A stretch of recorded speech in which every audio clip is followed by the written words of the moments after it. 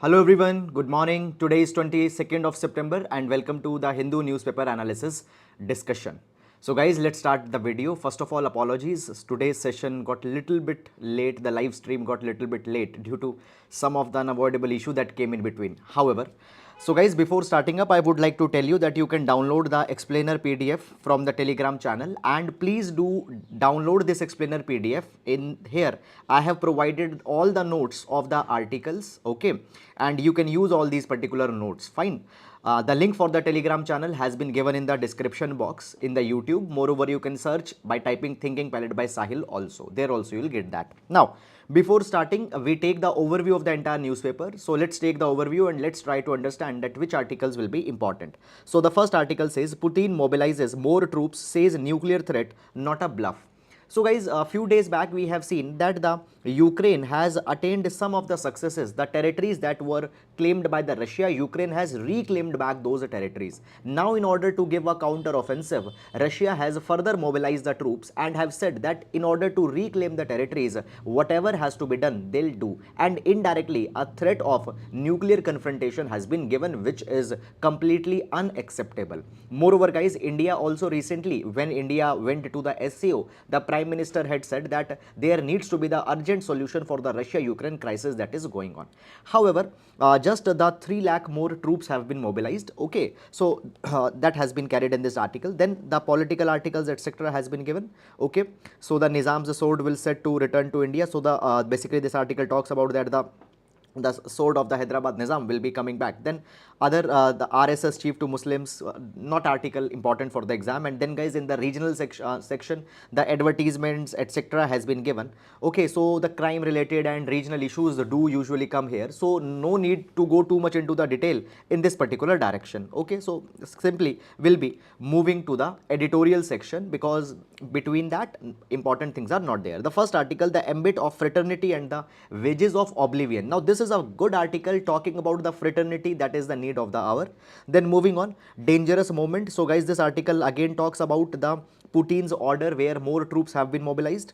Then moving on, the foreign trade policy is being discussed. So guys, a good article with respect to the India's exports, we'll see it. Then moving on, a risky new status quo. Now this article talks about that how the new theaters of war will emerge between the India and China. So with respect to the GS paper number 2, we'll see this article. The failure of fire safety norms. So this article is talking about a fire mishap that recently happened into the Telangana. We'll see the article. Then the flood woes are a recent phenomena in Karnataka. Now first of all, understand this thing that yesterday, that is on 21 of September, I have discussed one entire editorial onto the recent Bengaluru floods that had come. We have discussed the reasons as well as we have discussed the way forward. Now first of all, I will be highly insisting you, if you have not seen yesterday's newspaper analysis, please go and see that. Now this particular article, it's just giving the detail that okay, how many hectares of land have been lost and how many of the bridges and all those kind of technical details have been given. Now understand guys, this particular thing, that so much of the data that okay, how much hectares of land got infected, how much crops got infected, how much property got infected, those tiny details, okay, in UPSC is not that much important. Academic aspect, that why these urban floodings are happening, that's more important. So I will be highly encouraging you that please watch the yesterday's editorial if you have not seen. Then moving on, rules for identifying criminals. So this article is talking about the Criminal Identification Act that has now been notified. The rules have been notified 2 days back. We'll see this entire article. Then moving on, the politics over the Jharkhand's domicile policy. So which of the caste have been given and the politicization and what the political parties are saying, that thing has been carried. Then moving on, what ails the current approach to Ayurveda and what needs to be done. So guys, recently the National Medical Commission has given an order of creating a new department into the medical colleges to link the Ayurveda and allopathy and all other distinct fields. We'll see this article and see all the things that are coming in between. Then after that, by Bihar free of Naxal presence, the fight is in the last stages in Jharkhand. Now, over the years, we have seen this particular thing, that government has been pretty successful in reducing the Naxalites. Okay, so in that particular capacity, it has been said that the Jharkhand, there is a still last stages that are going on. Then moving on, will EWS quota cut share of pie of those competing on merit? Asks CGI. Now see, every day one article in this particular dimension comes in the newspaper. So this particular article is about the recent debates that are going in the Supreme Court with respect to the validity of the 103rd Constitutional Amendment Act, which provided a 10% reservation to the economically weaker sections. Now, the constitutionality is being discussed because it has been provided that as we gave this additional reservation, now the total reservation that we gave in India, it has increased to 59.5%, and as per the Indira Sahani case, as per the Indira Sahani judgment of 1992, it was said that maximum reservation should be 50%, not beyond that.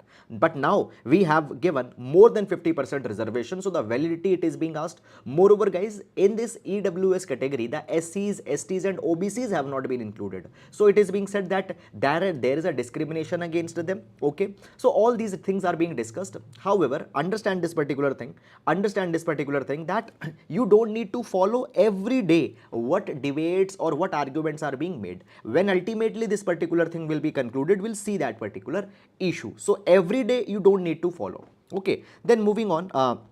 How will students prepare for diversity when none is allowed in the classroom? Okay, now this particular is again another case that is going in Supreme Court with respect to the hijab.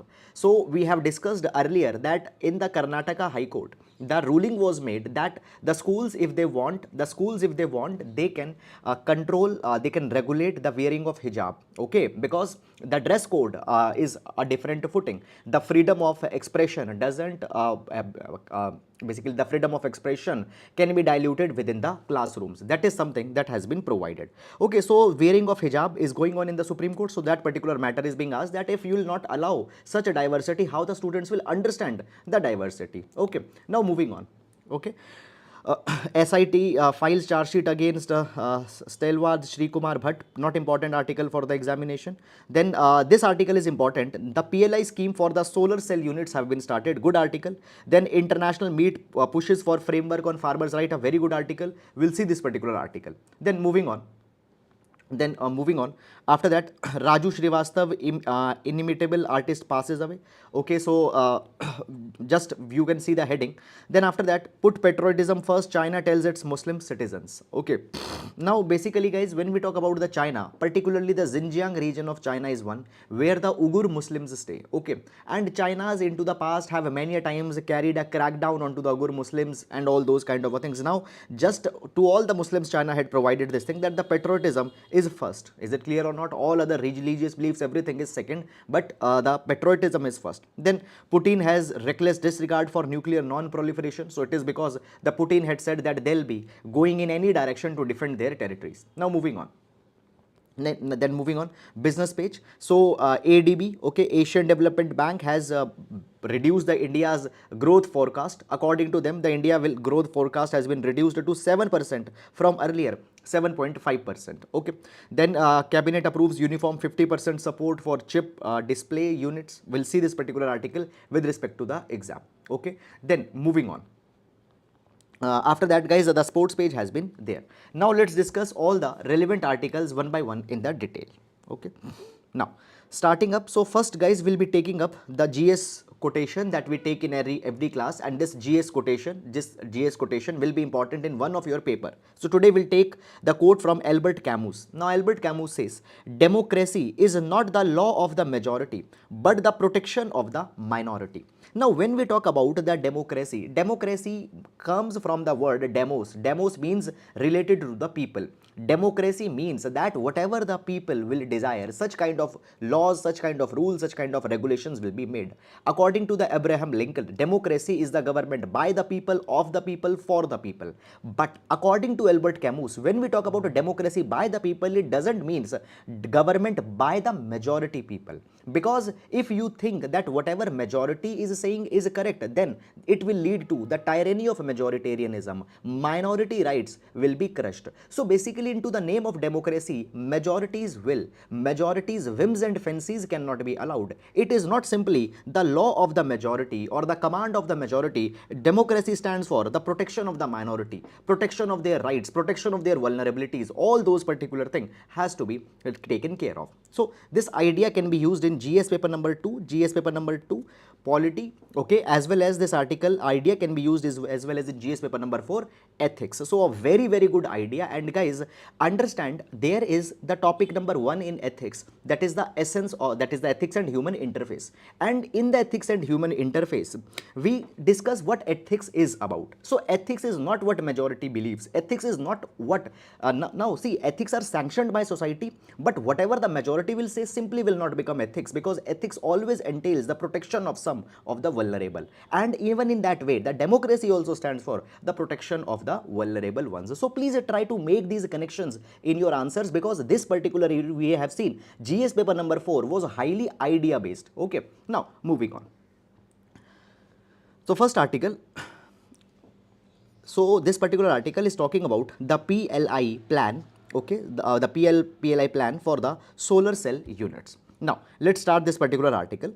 Okay guys, so this particular article first of all will be important for our GS paper number 3, Indian economy, GS paper number 3, Indian economy.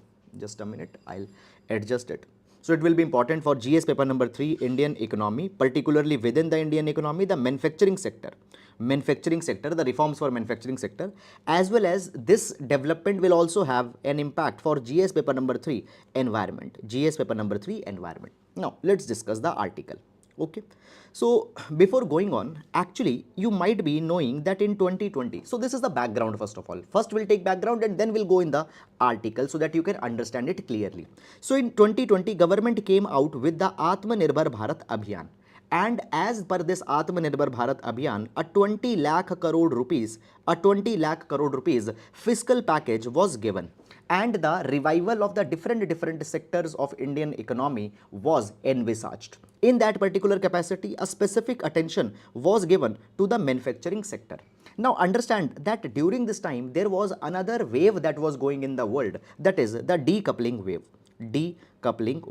Now what the decoupling means? Decoupling is a phenomena which started in 2020 because it was seen that the origin of the COVID-19 is in China, and it was seen that the China has not given the complete information when the COVID-19 started, and actually the world countries have become dependent too much onto the China. So let's decouple from China. Supply chains that were based on the China, they were to be diversified to the another countries. Now guys, the India becomes a next logical step. If decoupling from China will happen, where these industries will move, they will be going into the other countries, and the next alternative is India. So India thought that because of the decoupling, India's manufacturing sector can get a boost. So we need to come out with a specific incentive based scheme. And therefore what happened in 2020, government announced the PLI, that is the production linked incentive scheme. Now in this production linked incentive scheme, what government provided? Government simply provided that there will be incentive which will be provided over the incremental sales. Okay, now how this particular thing works, I'll explain you. Suppose there is a manufacturer of electronic items. Let's say there is an electronic manufacturer ABC company. Now this corporate has done the manufacturing and has done the sale of the goods worth rupees 1000 crore in the previous year.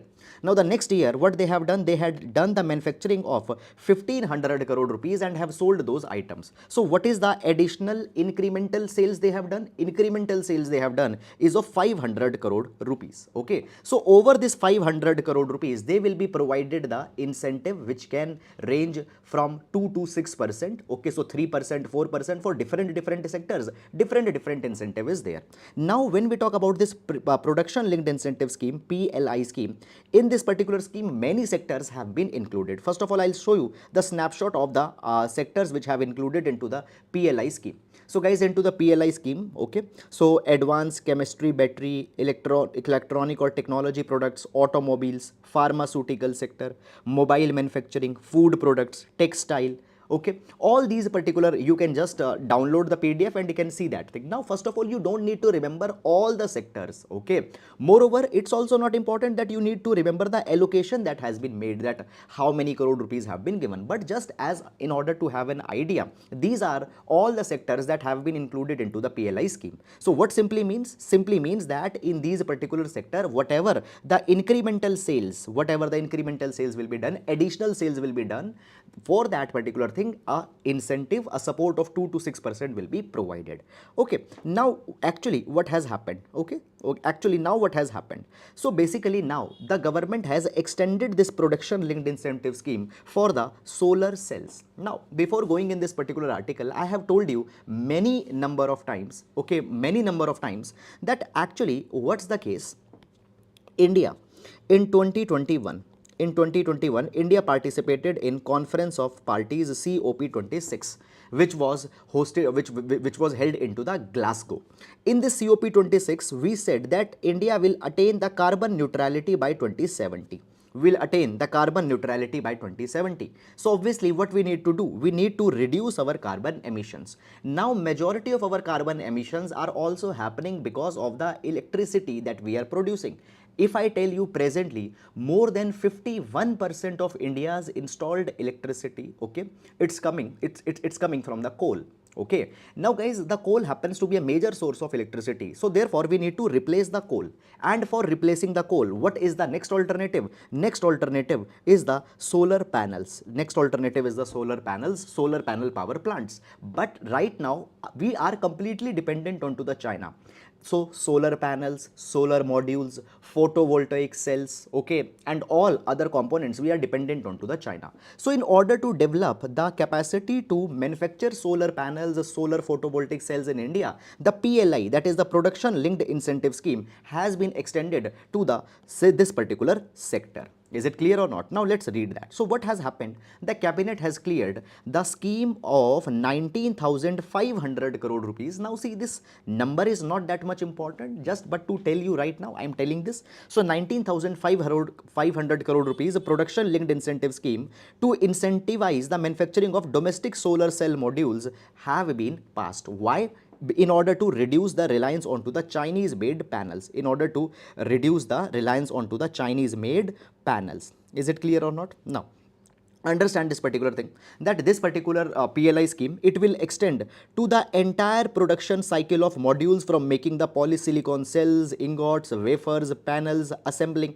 What it means? It means that entire production chain of the solar modules will be covered. The production, now when we talk about, guys, the polysilicon wafer, the polysilicons and the wafers, these are the raw materials for the solar panels, raw material for the solar panels. So you might have seen, now these blue ones, they are the solar panels. Okay, so solar panels, the raw material is the polysilicon modules. Okay, so for them a substantial funding has been given. Then assembling, for that also the funding will be given. Okay, so in order to support the solar sector, the PLI scheme has been given to that. Now how it will help? How it will help? It will bring the direct investment of around 94,000 crore rupees. Okay, now the investment, see, understand this particular thing, private sector will now more be encouraged. Understand that actually the FDI in India will also come. Now see this particular thing, suppose there is a company based in USA, a company based in USA. Now the USA's company know that in India, number one, they have very cheap labor. They have a very cheap labor. Secondly, in the India, there is also the demand for the solar panels, okay, because the India wants to install a lot of solar energy. Moreover, from India, we can export the solar panels to the other countries also. And if we start a factory into the India, we'll also get the benefit under the PLI scheme. Understand, PLI scheme is available for both. It is available for Indian companies, as well as if a foreign company wants to come in India, they can also take the incentive benefit of the PLI scheme. So what will happen? Even the FDI will come, even the private players, for example Adani's, Reliance, Tata's, they will also invest more and more into the solar panel manufacturing, solar module manufacturing in India. So what will happen? Cumulatively investments up to 94,000 crore rupees will come. It will employ more than 1,95,000 or nearly 2 lakh people. Right now, you know this particular thing, that unemployment is a very big problem, and as per the periodic labor force survey, okay, right now the unemployment in India stands at around 4.2%. So 2 lakh employment will be created, okay, and indirectly nearly 8 lakh people will get benefit. Moreover, India will save $1.37 trillion of imports. So I told you that now we are dependent on China for the solar modules. So as we'll develop them in-house, obviously we'll save that money that we are basically will save that particular money that now we are paying for the imports. Okay. Moreover, I told you this particular thing that India has already agreed that India will achieve the carbon neutrality before 2070. So that target will be achieved. Moreover, guys, India has also promised, recently what has happened, India has revised its INDC targets. INDC stands for Intended Nationally Determined Contributions. So as per that, now by 2030, 500 gigawatt of electricity will be developed by the renewable sources. So 500 gigawatt of electricity we need to develop from the non-fossil fuels.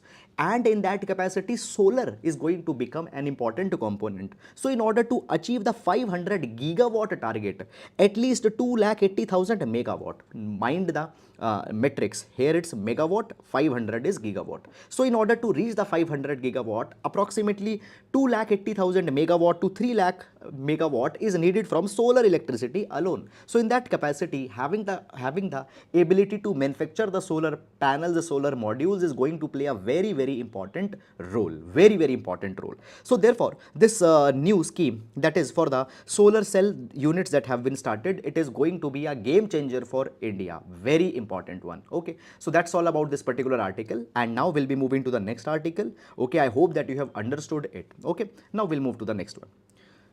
At international meet, a push for framework on the farmer's right. At international meet, a push for frameworks on the farmer's right. Now this particular article will see with respect to the GS paper number 2, international agreements, okay, as well as within the GS paper number 2 and GS paper number 3, farmers interest, farmers welfare, will see this particular article. Okay. Now let's start with that. First of all, guys, understand, I will tell you some of the background, and when I tell you that background, most of the times, sometimes the background is not provided into the mainstream article that has come. So in order to complement the mainstream article, we give this additional background. So please note it down separately when you are making the notes or download the PDF. I insist it in every class. Okay. So there is the International Treaty on Plant Genetic Resources for Food and Agriculture. Okay. Now this particular treaty is also called by the short name, that is the Seed Treaty. Now this Seed Treaty was adopted by the Food and Agricultural Organization FAO, which is under the United Nations, in 2001. And India is the signatory of this Seed Treaty, or if you want to remember the complete form, it is the International Treaty on Plant Genetic Resources for Food and Agriculture. So India is a signatory of this particular treaty. Now what this particular treaty aims? This particular treaty aims to ensure the food security through the conservation, exchange and sustainable use of world's plant genetic resources. Okay. Now understand this particular thing, guys, that when there is a plant, okay, suppose there is a plant. Okay. Now the plant's genetic structure, now there is a plant's genetic material. For example, plants have there is a cpDNA. Okay. So plants DNA is called as the cpDNA. Then plants genetic material, plants have certain genes. Okay. And those genes are responsible on particular type of plant production. They are responsible for particular type of traits into the plants. Are you getting? So plants genes. Now you know this particular thing, that right now we are taking the genetic engineering forward. In the genetic engineering, what we are doing, we are creating the hybrid variety of crops.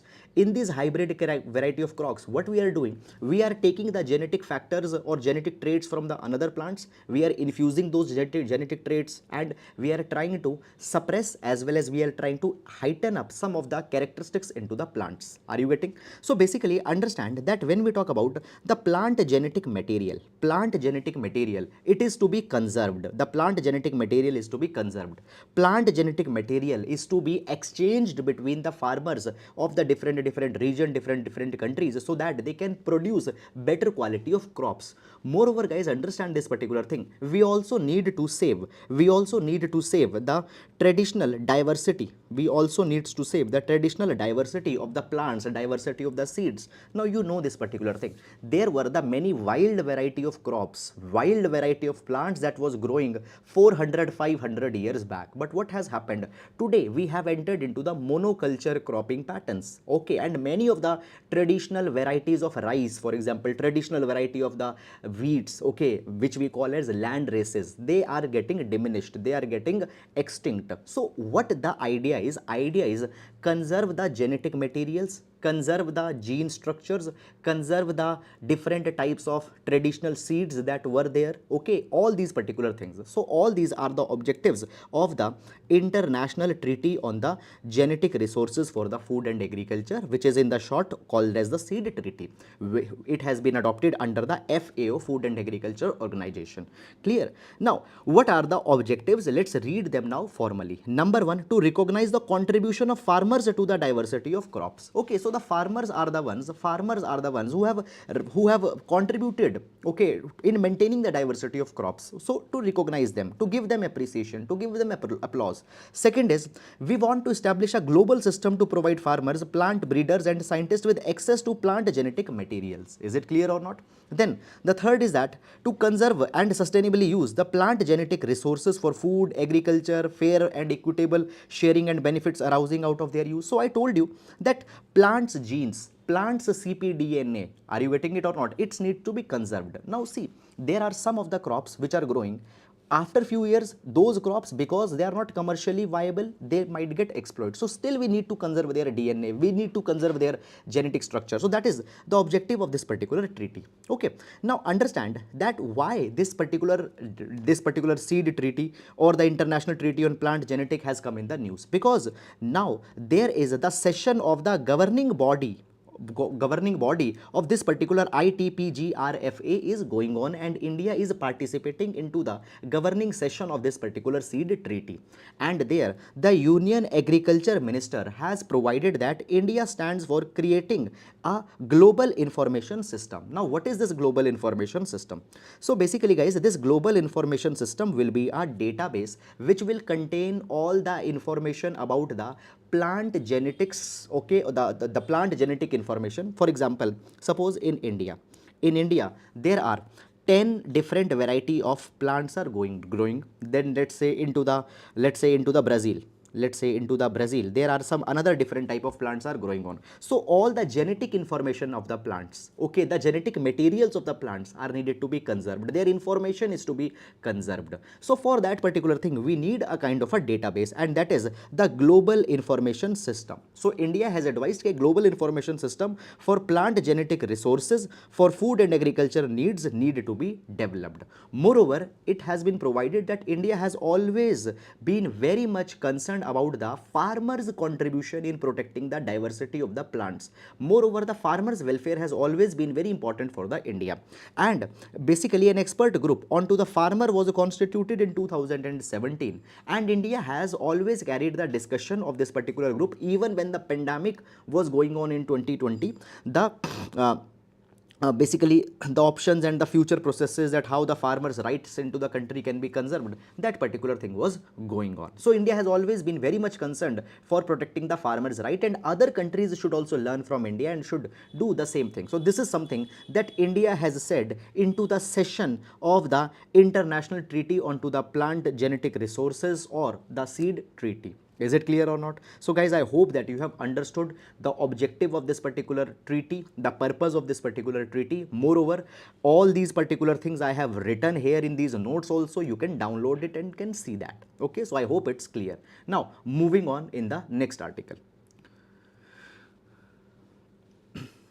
Rules for identifying criminals. Rules for identifying criminals. Okay, now this article we have taken from the text and the context section, and this particular article is talking about the Criminal Procedure Identification Act of 2022, which has recently been passed. Okay, we'll understand this article from the very scratch. Where this article will be important? This article will be important in GS paper number 2, Police and Enforcement Reforms. Police and Enforcement Reforms. Okay, now before going in this article, let's discuss some of the basic information. Basically, I want to tell you one concept. This concept is important in the GS paper number 4 also. That is the difference between the law and the rules. Okay. So basically, we have the law. Okay. And then there are the rules. Now, when we talk about the law, what a law is any set of do's and don'ts. Law is any set of do's and don'ts which is notified by an authority, a legitimate authority, and if not followed, there will be the penal provisions. Okay. So, for example, Right to Information Act, that is a law. Okay. Then, for example, Protection of the Children from the Sexual Offences Act, POCSO, it is a law. Now, when we talk about the law provides a particular type of an intention, but law does not have a very detailed kind of a provisions. Why? Because that particular task is left with the rules. So whenever a law comes, whenever there is a law, along with the law, there are the substituting rules that are notified. Okay, and until and unless the rules come in existence, the law cannot effectively function.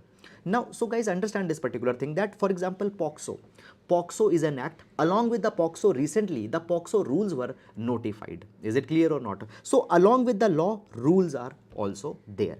Now, what happened? What had happened recently, the September 19. Now these dates are not important, but I am telling you just so that you can understand. So recently the Ministry of Home Affairs have notified the rules governing the Criminal Procedure Identification Act. Now this particular act was passed already into the March, but the act cannot come in place, act cannot come in the force until and unless its rules will not be notified. So now the rules have been notified. Okay. So therefore this particular article is now in news. Now let's read the provisions of this particular Criminal Procedure Identification Act that has been passed. Now, there is a little bit of a background, and that background I'll tell you first. So, what's the background? So, in India, we have the Prisoners Identification Act 1920. We have the Prisoner Identification Act 1920. Now, as per this particular act, it was provided that the people who have been convicted of a crime, okay, or the people who have been arrested for some very heinous kind of a crimes, their body measurements can be taken. Now, what body measurements can be taken? For example, their fingerprints can be taken, their footprints can be taken, the measurement of their body, for example, the chest measurement can be taken, photographs can be taken. So, bodily measurements of a person who have been convicted of a crime or a people who have been arrested of some heinous kind of a crime, their body measurements can be taken as per the Prisoner Identification Act of 1920. Now government said that actually the science has advanced too much, okay, and now we can take much more data also. For example, iris scan can be taken, retina scan can be taken, biometrics can be taken. Is it clear or not? So much more new samples can be taken, and that thing is important to make a database of the offenders, to make the database of the criminals.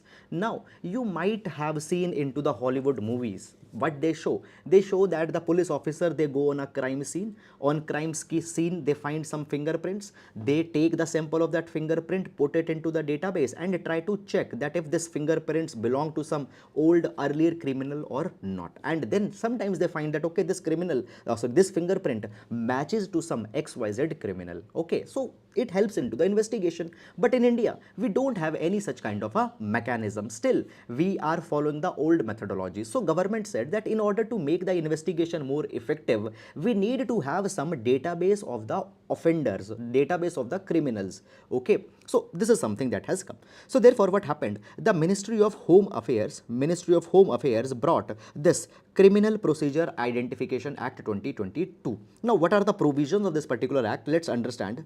So this particular just a minute. So what are the provisions of this particular act? So this particular act allows the police and the prison authorities to store and analyze the physical and biological samples, including the retina iris scan of the convicts. Now, what will happen? This particular act or this particular act will repeal the Identification of Prisoner Act 1920, okay, because the Prisoner Act of 1920, its scope was limited. I told you its scope was limited to recording the finger impressions, footprint impressions, okay, and all those kind of things.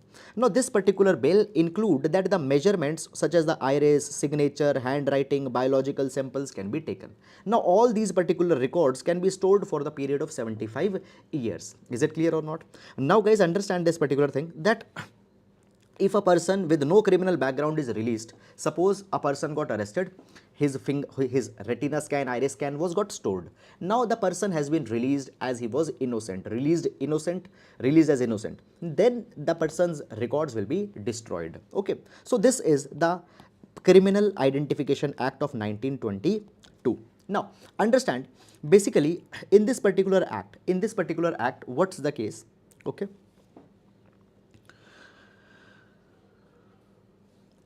So it allows that the impressions as well as the measurements of the arrested people can be taken, non-convicted people can be taken. Now what is the difference between the convicted and arrested? Suppose there was a crime that happened, and it was said that the Mr. A might have done this particular crime. So the Mr. A was arrested, and put into the jail. Now the case is going on in Mr. A. So right now Mr. A is arrested person, Mr. A is in custody, but his crime has not been proved, so he is not convicted. Conviction will happen when a person's crime will be proved. So convicted and arrested are the two different categories. Now this particular act provides that the measurements of arrested person can be taken, even non-convicted person's measurements can be taken, and convicted person's measurement can also be taken. Who is empowered to order? The magistrate can direct a person to give the measurements. Okay, fine, this is something that now in the measurements, all these particular things, that is the finger impression, palm impression, all these particular things will come. Now in the act it has not been provided, but there is the criticism that actually the biological samples, for example, can be given. It might lead to DNA profiling. For example, you give the sample of your spit, okay, you give the sample of your nails. So by that particular thing, what will happen? The DNA profiling can also be done. So this is something that is being said. Okay, then moving on. Now there will be the National Crime Records Bureau. National Crime Record Bureau under the basically will be the one-stop agency which will store all this particular data of the arrested person. Now understand this particular thing, that as per the rules, fine, government can also store the data, but they have to make a facility to share that particular data by the applications with the NCRB. So NCRB directly can store the data, states can store the data, but then the states have to provide the access to the NCRB. Okay, then the act also provides that the NCRB will also issue the standard operating procedures, that how the collection is to be done, in what format the records are to be maintained. The records are to be maintained in digital format. How all these things will be provided by the SOP by the National Crime Record Bureau. Now there are certain concerns that have come in this particular direction against this particular law. There are some criticisms that have come. Number one, it has been provided that this particular act is unconstitutional because it will lead to an attack onto the privacy. Now basically what happened, understand this privacy issue, it's very important issue. So in the Puttaswamy judgment, it was provided that the right to privacy is a fundamental right under the article number 21 of the Indian Constitution. So the right to privacy was given. Now if you remember the 1920 Act that I discussed earlier, that particular act provided that the impressions will be taken of two type of people. Number one, the people who are convicted. And number two, the people who have been arrested for some heinous kind of crimes, or the crimes which have the punishment over 1 year at least. Again I am repeating, the impressions of the convicted people whose crime has been proved, that can be taken. Secondly, the impressions can be taken of the person who have been arrested but for some serious kind of a crimes, heinous kind of a crimes, and at least the punishment of 1 year or more needs to be there for such kind of a crime. Only then you can take the impressions, and that impressions were very less, just the fingerprints, footprints, photographs, that's it. But this 2022 Act that has come, it provides that the recordings or the measurements of the convicted person can be taken. Okay, arrested person can be taken, but anybody who is arrested, their records can be taken. It is not necessarily the case that only people who have been arrested for serious crime or heinous crime or fair, where some minimum punishment is prescribed. No, for any crime, if a person has been arrested, that particular person's measurements will be taken. One thing. Second, there comes the matter of preventive detention. There comes the matter of preventive detention. So you might have read preventive detention already in your polity. Preventive detention means sometime a person has been arrested not because he has done some crime or because he is involved in some kind of a crime, but just for a preventive purpose. Let's take one example. Suppose I am giving you one example. Suppose the prime minister said that, okay, tomorrow I will be visiting the state of Rajasthan.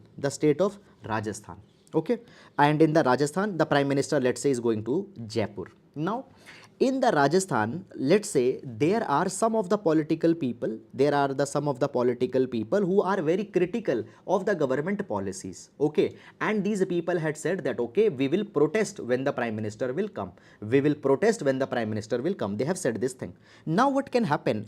Police can arrest some of these people on the pretext that you will create some law and order situation, and that particular thing will be impacting the prime minister's security or will be problematic. So the police can arrest these people so that they don't create some ruckus, they don't create some law and order situation. So arresting these people, it is putting them in the arrest, it is the preventive detention. To prevent them, the detention has been taken. Okay, so now this particular new 2022 act that has come, which we are talking about, it provides that even the people arrested under preventive detention, their records can be taken. Now it is being said that this will dilute the privacy and the political people will be arrested, their biometric information will be taken, which is wrong. Okay, that is something which has happened. However, in this particular direction, there is a kind of an important development that has come just yesterday. What has happened? The new rules that have been notified, fine, it has provided that the samples of those detained under preventive section of CRPC shall not be taken until and unless they are charged in connection with any offense punishable under any law. So this is a good thing that has come, and the criticism that was being made, it has been diluted, it has been reduced. So what the government said that, okay, we'll arrest the people. If the people have been arrested into the preventive detention, their samples will only be taken if there is one crime also they have done, or if their name has come in some kind of a offense where the punishment has been prescribed. So this is something that has come. So guys, this is the entire issue that has been there. So from the March till the September, whatever developments had happened, including the comparison with the 1920 law, has been done. Beyond that, you are not required to go. So that's it. Okay, and now we'll move to the next article. Okay, so this particular article again has come in the text and the context section. What ails the current approach to Ayurveda and what needs to be done? Vat, Pitta, Kapha. Okay, all these things have been, Vat, Pitta, Kapha is not discussed actually, basically just as for a demonstration it has been given. Okay, now why this particular article has come? First of all, we'll discuss that, but before that, where this article is important, GS paper number 2, health. GS paper number 2, health. Okay, now why the recent issue? Okay, first of all, I'll tell you one more thing, that actually this particular article, it is again taken from the archive section. Now what the archive means that this article got published earlier also. Okay, now the article, why it has come, because recently what has happened, now this is the most latest development. Okay, what has happened recently, the National Medical Commission provides that we need to integrate the modern medicine with the traditional methodologies. For example, India has Ayurveda, and Ayurveda has been appreciated for a lot of tangible result that it gives. So Ayurveda and modern sciences needs to be integrated. So therefore it has been said that to integrate modern medicines with Ayurveda and homeopathy in the colleges, the Department of Integrative Medicine Research needs to be established. Now this Department of Integrative Medicine Research will connect these different disciplines. Okay, so this is a very good development, and this particular development you can also add in your health related issues, that what recent steps have been taken by the government, including the NMC. Okay, now the article. Basically, article says that this is a good thing. We are integrating the modern medicine with the Ayurveda, but at the same time, Ayurveda right now needs a lot of reform.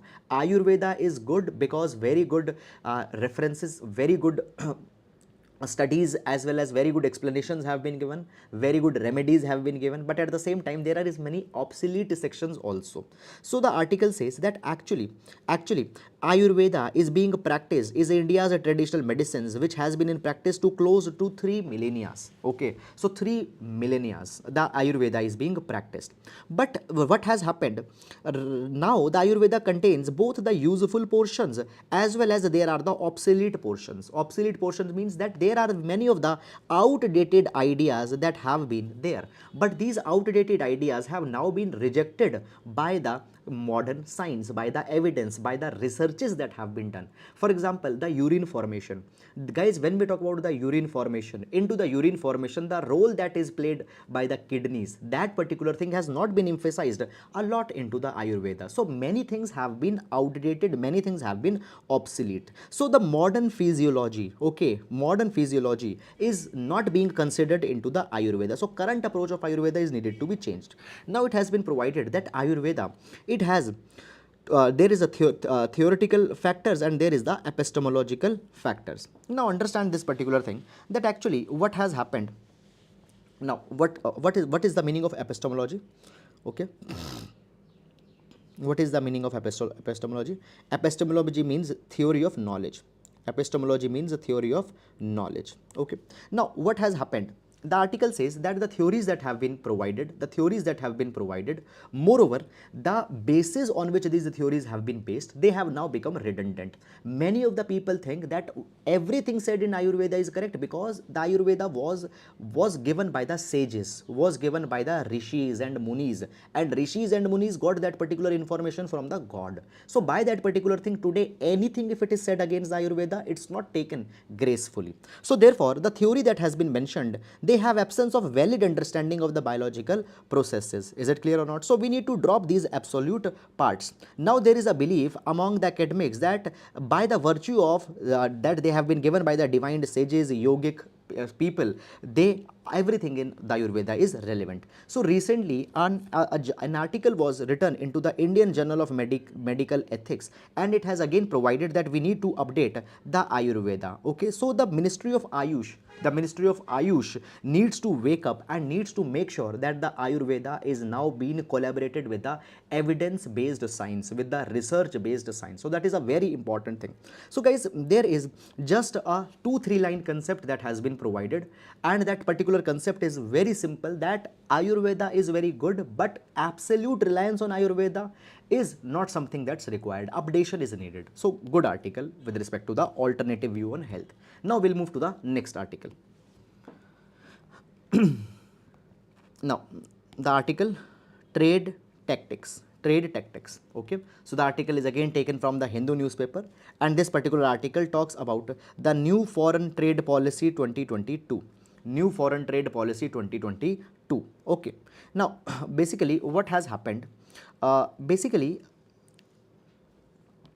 just a minute, background. So you know this particular thing, that India wants to become an exporting powerhouse. Okay, now for the export as well as import, we have the foreign trade policies that are notified for the period of 5 years. Now presently the foreign trade policy of 2015 and 2020 is going on. Now you see this particular thing, that actually the foreign trade policy was to expire in 2020. But what happened? The COVID-19 pandemic came, and therefore a 1-year extension was given to this foreign trade policy, and this foreign trade policy that was to expire in 2020 got extended till 2021. Then guys, again a new foreign trade policy was needed, but again it was extended to the March 2022, and then this particular policy got extended to the September 2022.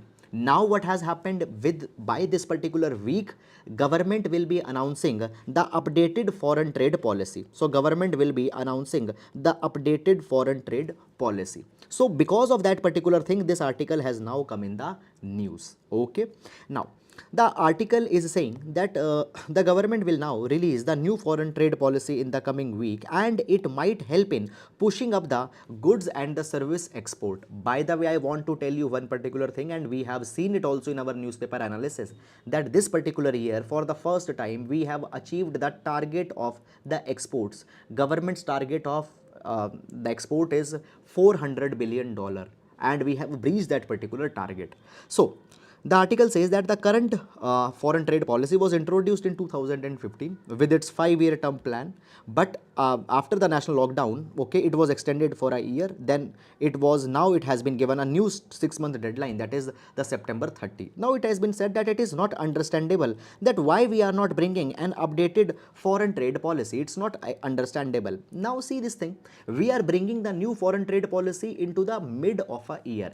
Technically, the new foreign trade policy comes with the new financial year, which starts from the 1st of the April, but bringing it in the middle of the year doesn't make much of a sense. It has been provided.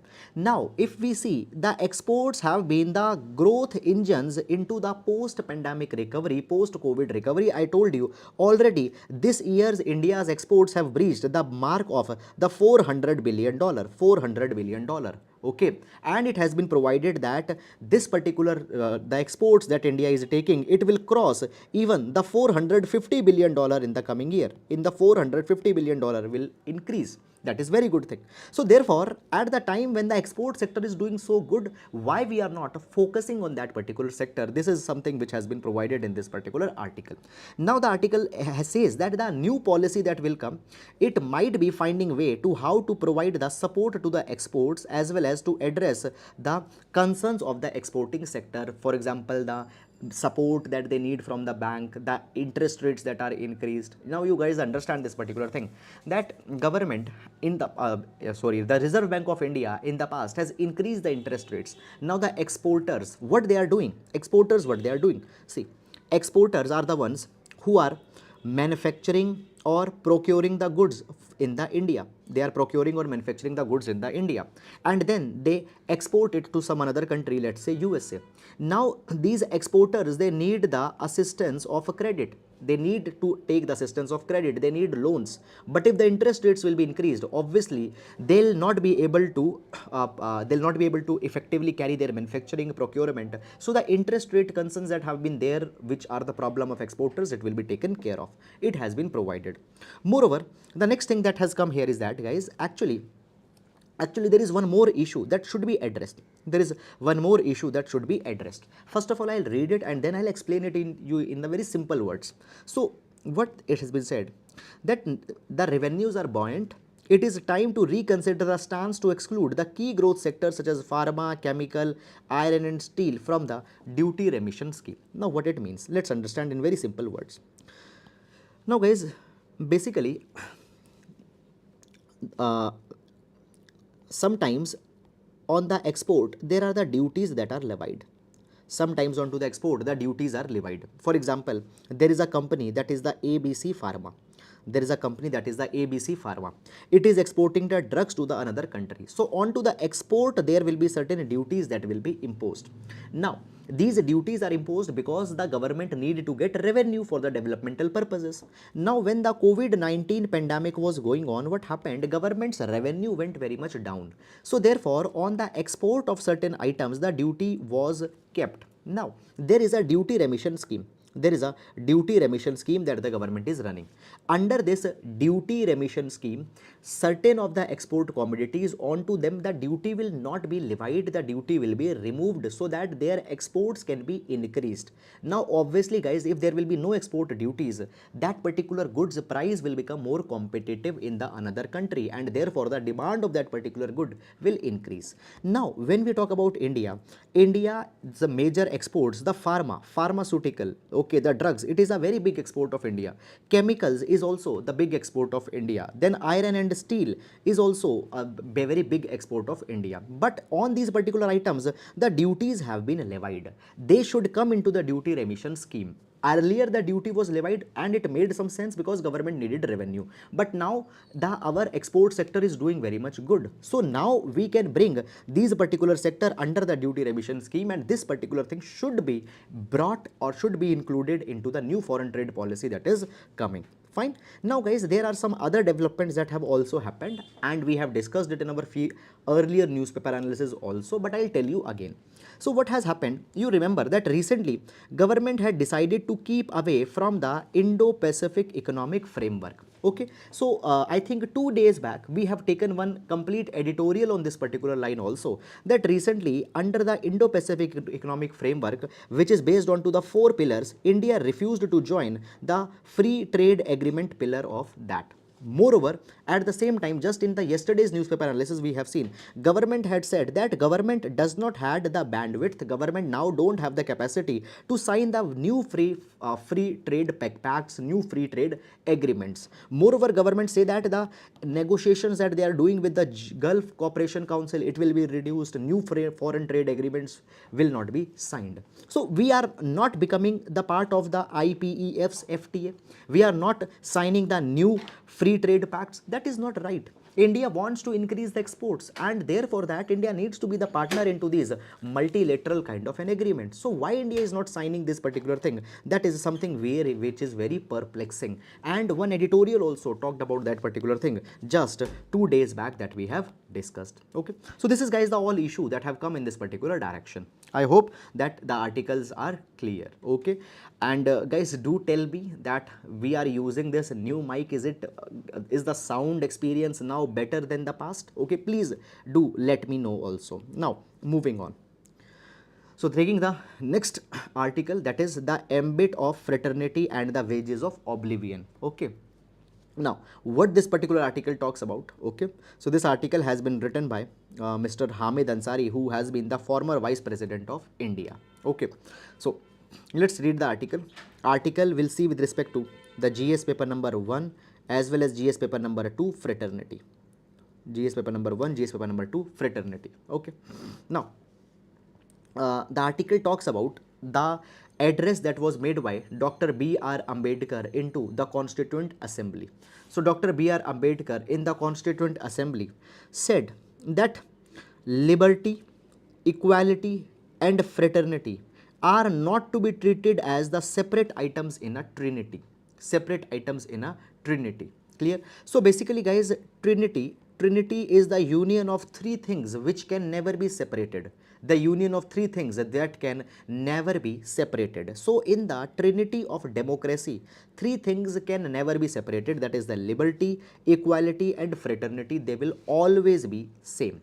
Fine. Now the article says that actually what has happened, it is often forgotten that fraternity is very much instrumental in ensuring the dignity of individual as well as in order to ensure the integrity of the union. Okay, without fraternity, now what is the fraternity? It means the sense of brotherhood. Sense of brotherhood. We should not see each other as the people belonging to different caste, different religion, different genders, different race. We need to see each other as brothers. So that brotherhood, brotherliness is a fraternity, and that fraternity is very much important to ensure the dignity of individual. Why? Understand, God has created everybody in the same sense.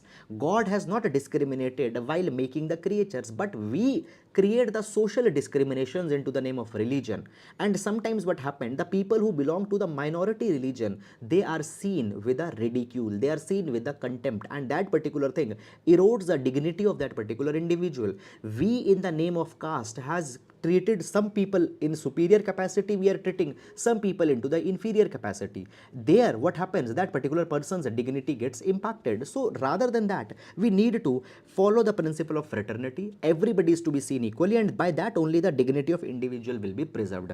It will also preserve the integrity of the nation. When everybody will live together, obviously the integrity, the oneness of the nation can be preserved. Now in the preamble in the preamble, what has happened, there are the ideas of justice. Just a minute, I'll erase it first, then I'll highlight it. So in the preamble, the idea of justice, liberty, equality, all these are the basic values that have been enshrined. But the preamble starts with the line, we the people of India. we the people of India. So the word we means that we all are a single unit, and how we can act as a single unit only when there is a sense of fraternity, there is a sense of brotherhood. So fraternity happens to be the most important founding pillar of the Constitution of India. Now basically what had happened, the very important step in order to give the constitutional legitimacy to fraternity come by the 42nd Constitutional Amendment Act. So what happened into the 42nd Constitutional Amendment Act? Article number 51A got added, fundamental duties got added, and within the fundamental duty there is one fundamental duty which talks about that it is a fundamental duty to promote the harmony and the spirit of common brotherhood among all the people of India, transcending religion. So religion, language, regional, sectional diversities, look beyond these differences and see everybody as common brother. That was a fundamental duty that got added, and it was a very important step in order to secure the fraternity in India. Now it has been provided that actually when we talk about the fraternity in India, the idea of fraternity is based on the view that people have responsibility towards each other. Government says that fraternity is not the responsibility of government, rather it is the responsibility of people. People have fraternity to each other. Now when we talk about the fraternity, the idea of fraternity has been defined, was defined in the French Revolution also. So post French Revolution it was said that do not do to others what you would not want them to do to you. If I don't want bad treatment, I should not do bad treatment to others. If I want good treatment, I should do the good to others. So on this particular logic, the fraternity has been based. However, guys, the idea was very vague at that point of a time. The idea was very vague. Okay, it was not clearly understood at that point of a time. But now we had got a very clear idea of fraternity because in our fundamental duty it has been added very clearly. Now, basically, the article says that inequality it takes many different segments, it takes many different shapes, and many times it is overlooked. It's overlooked. According to the sociologists, they have identified 9 category of people who are socially backward or who are always socially discriminated. In this particular category, there are the Dalits, Adivasis, women, religious minorities. All these peoples are always discriminated, so them we need to give special care, and for towards these people a sense of fraternity needs to be always there. Now in our country, if we talk about the religious minorities, so 20% of the people, they belong to the religious minorities, different religions they belong to, and these minorities have always faced discrimination, they have faced segregation. So when these minorities are there, for them we need to specially have the fraternity towards them. So they have traced discrimination. Now there was the partition that was carried in 1947, and basically what has happened after 1947, the notion of us versus them has been heightened. So one of a minority, they are said that you don't belong to this country now. Why? Because a separate country was made for that particular religion. So on that particular basis, the discrimination has heightened even more. You getting it or not? So the feeling of difference, feeling of segregation, it has enhanced a lot more over the time. So again, what we need the fraternity. We need the fraternity to deal with that. According to Dr. B.R. Ambedkar, now this is, guys, something very important. Very important. You can use it indirectly in your answers. So Dr. B.R. Ambedkar listed certain preconditions for the successful working of the democracy. According to Dr. B.R. Ambedkar, if these conditions are not there, democracy will not work in any country. So what were the conditions? I'll highlight them one by one. Number one, the absence of glaring inequalities. Okay, this needs to be there. Second, there needs to be the presence of an opposition. Then equality of law needs to be there. Law and administration needs to be there. Observance of constitutional morality. Now, what is this constitutional morality? Constitutional morality means knowing the constitutional provisions, and not only knowing them in letter, understanding the spirit of the constitution. Understanding the spirit of the constitution, that is constitutional morality. Internalizing the ideals of the constitution is constitutional morality. Avoidance of tyranny of majority over the minority. Okay, so even on this particular line, our today's GS quote was also there. Functioning of moral order in society and public conscience. Okay, so all these are the preconditions of a successful democracy. So guys, the 75 years have happened. Okay, Article 51A got added. Okay, fraternity has been added, but we need to assess that whether we have delivered onto the fraternity or not. Okay, so that is all, guys, about this particular article, and now we'll move to the next article. A risky new status quo. Now, this is a guys a very good article, fine, which we'll see with respect to the GS paper number 2, international relation, India-China issues. India-China issues. Okay. Now, we have seen in the past that there is some success that India had got on the line of actual control, LAC. What has happened? We find first of all that post 2020, just a minute. Okay, so we see this particular thing that post 2020 the confrontation between the India and China on the line of actual control increased. There was the Galwan Valley incident that happened around the line of actual control, and since then what has happened, more and more troops got stationed around the LAC from both India side as well as the China's side. And many of the patrolling points means those points till which Indian army was carrying its patrol. Okay, so the patrolling points were captured by China. So there was a patrolling point number 15, that was taken by the China. Okay, and over that India was not allowed to patrol. Now recently what has happened, we have find that now the disengagement from the LAC has happened, and the patrolling point number 15, PP15, there the disengagement have happened. Both the troops have pulled back from the PP point 15, and this point has been created as a demilitarized buffer zone. Okay, so PP point 15, PP15, patrolling point 15 has been created as a demilitarized zone, buffer zone. It means that neither the India will go here nor the China will go here. It has been a buffer. That is something that has happened. But this article is saying that at the same time there are some problems also that are coming. See, we see it that it is a success. Okay, this is a conciliatory steps between the two nuclear armed rivals. Now India and China both are the nuclear powers, and in that capacity we say that this is a success. But no, that's not completely the case. Now see, first of all, when we talk about the LAC remains a deeply unsettled issue. What you have done? We have created the area of PP15 as the demilitarized zone. Now what was the situation before 2020? Before 2020, India was patrolling on this patrolling point number 15.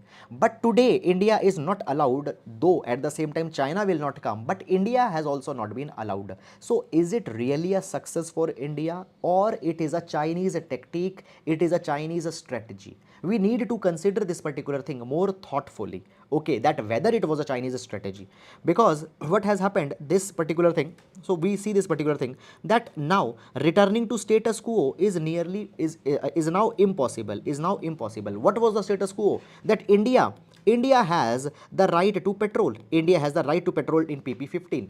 Now it has been created a buffer zone. Will we be able to return to status quo? It is something that is to be seen. Now, at the same time, around the LAC, both the countries are developing the permanent military infrastructure. They are developing the bases, they are developing the roads, helipads, communication nodes. Both countries are developing the infrastructure, and in this particular capacity, the China has built far more infrastructure than India. Moreover, China is also claiming the Arunachal Pradesh as its own territory.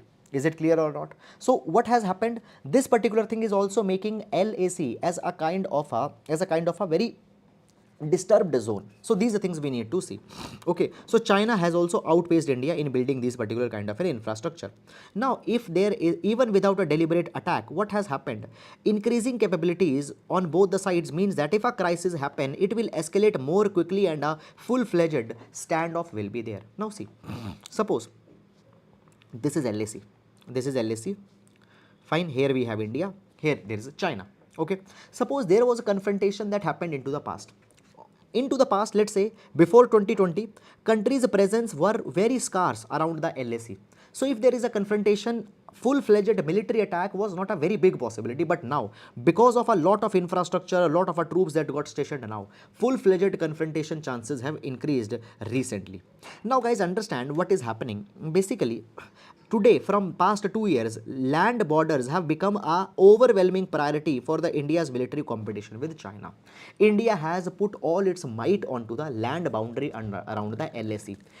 Moreover, India's newest artillery, India's newest fighter jets, drones, they have all been placed at the LAC. This could be a strategy of China. According to the article, this could be a strategy of China, so that India does not puts a lot of attention onto the Indian Ocean region. So basically, it has said that at the same time, India has not significantly improved the capabilities in Indian Ocean region. So this is a China's strategy to deviate the India's attention. So today we see this particular thing that Indian Ocean might be intensified. China might start doing some adventurism into the Indo-Pacific region. That could be a strategy of China. Moreover, guys, understand this particular thing that now what has happened as the pullback from the patrolling point 15 has happened, China has to fix India's gaze to the now as the disengagement at PP15 has happened, fine, and there is further disengagement, de-escalation that will happen. This could be a strategic trap. Fine, India will dilute and pull back its troops from there, and then China might suddenly attack. So this could be a strategic trap that has been laid by China. So there are two dimensions that are coming. I'll write here. Number one, as LAC has become more important, focus on Indian Ocean region will become less, and China might strike here. Secondly, as the pullback from the LAC will happen, so India will pull back and then China might attack with the surprise. So these are some of the things that we need to consider. That's all about this particular article. Okay. Now let's move to the next article. The failure of the fire safety norms. Okay. This particular article will see with respect to the GS paper number 3, disaster management, into the disaster management. Anthropogenic disaster. Okay, guys, actually there are the two types of disasters. There are the natural disaster, for example earthquake, flooding, cloudburst. These are the natural disasters. At the same time, there are the anthropogenic disasters, or we can say that the man-made disasters. So basically, suppose there is a fire in a particular building because of the short circuit that happened, or because of some mishap that happened. That was an anthropogenic disaster. Are you getting it or not? Fine. So we have the anthropogenic disasters, and in that the fire safety will be discussed. So recently what has happened, there was a horrific fire accident that happened in one of a hotel in the Sikandrabad in Telangana. And in that particular thing, so many of the people unfortunately died, they got injured as well. Now there was a debate that has started onto the illegal structures that are there. Now understand this particular thing, that in the cities there are the illegal buildings, illegal in the way that they don't have a proper fire safety norms even when they are carrying the commercial operations. Okay, so basically what happened, what happens whenever these kind of a fire incident happen, government announces some ex gratia payment. Government will announce some money that will be given to the people who got injured or who got suffer. Now the same thing happened in the Bihar also, when in a fire accident the daily wage laborers died in a fire accident in Bihar. The same thing happened there. The same thing has happened here. Few years back there was a fire in a coaching institute into the Gujarat. There also the same thing happened. The question comes that the regional fire officers, why they are not able to tackle the fire safety mishaps that are there. There are often the several irregularities, and even a report by the regional fire officer in the Telangana also had said there were many irregularities. For example, there was an absence of setback spaces, escape routes were not there. Okay, in case of fire, from where you'll exit, those escape routes are not there. Defunct firefighting equipment. So basically we see this particular thing, that the firefighting devices that they are there were not working. Spiral staircase around the elevator shaft. Okay, staircases were not very much effective, by which the evacuation can happen. Basement utilized illegally for commercial purpose. The absence of smoke management, emergency lifting, all these kind of things were not present, but still these buildings are working. Okay, and whenever this particular fire incident will happen, people are bound to suffer. Okay, so the question that comes here is that the applicability of fire safety norms is a very big gap, and thus builders escape from this particular responsibility. Into the case of Telangana, there is the Telangana Fire Safety Act 1999, which provides that only the buildings which are above 18 meter in height, or commercial buildings which are above 15 meter into the height, they need to install basically these fire safety norms. All these particular kind of things have happened. Okay, but the commercial establishments where these fire mishaps happened, they did not fall into the category. basically they were not above 15-meter high or above 18-meter high category that has been there. So the question that has come in this particular direction is very simple one, is that first of all we need to have more and more stringent norms for the fire safety in India, and we need to implement them also, so that these kind of things don't happen very frequently. So that is guys one article, and now we'll move to the next one. Okay, so the article, Cabinet approves uniform 50% support for chip display units. Okay. Now guys, understand this particular thing, that right now this particular article will see with respect to the GS paper number 3 economy. GS paper number 3 economy. So basically guys, we know this thing that right now the semiconductor chips, okay, they have become the most important component in any electrical equipment. Right now, because of the semiconductor shortage even that is going into the world, we find that the car deliveries have been delayed, electronic equipments, their manufacturing has been delayed. Today, the semiconductor has become the most important component of any electronic equipment. And today, the world is too much dependent on to the semiconductor chips on two countries. One is China and other is Taiwan. So for the semiconductor chips, we are dependent on them. Now government of India is exploring, and government of India has earlier approved a package of nearly 76,000 crore rupees, that in India we want to develop the plants for the semiconductor chips. Now what has happened?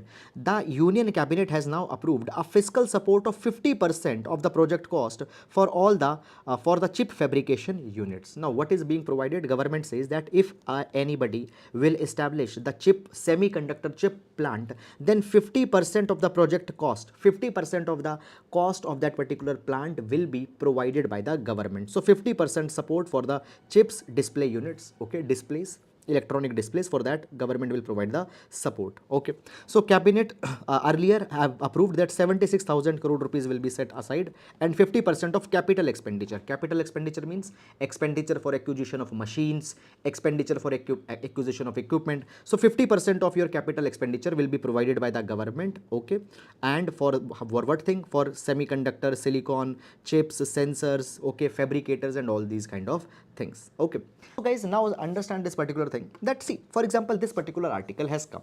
Now on this article there not be a full-fledged answer into the mains that will come. Where this particular article will be used? The article can be used that what are the steps that have been taken by the government in order to enhance the electronic equipments in India, to enhance the manufacturing of electronic equipments in India. So you can provide that. Recently government had provided that 50% capital expenditure support will be provided to the semiconductor fabricators, semiconductor chip manufacturers. So there we will be using this article. Okay, now guys, one thing I want to tell you here, listen me very carefully. See, when we read the newspaper, okay, every article, just because it has been published into the newspaper, it doesn't mean that it is for UPSC. Newspaper are meant to read by every person. It doesn't matter whether the person is preparing for UPSC or not. So we need to be very wise while reading the newspaper, that okay, which articles we need to see, which articles we don't need to see. So every tiny development that is happening, just because it has been featured into the newspaper, it doesn't mean that it is important. For that particular thing, what you need to do, and I'll advise you, please pick up the last 10 years paper. Okay, so after 2013 that pattern got changed into the UPSC mains. So after that you can pick the mains papers, and at least 15 years of prelims paper also you need to pick, and you need to see them, what type of questions have been asked into the past, and then you'll be able to make sense that actually what does the current affair means. Now we think that okay sir, everything if it has come into the newspaper, just even a one word was mentioned, we have to see it, the entire background, entire history. That is not the case. You getting it or not? So please follow the past year's paper. That is a gold mine by which you can know what's important. Okay, so that is all about it. So please be very wise, and your time, your energy is a very crucial resource. Use it very effectively, very efficiently. You getting? Chalo. So that is all for today. Now we'll be meeting tomorrow. Till then guys, please take care of yourselves, and if in case you like the video, you can always support us fine by liking the video, by commenting.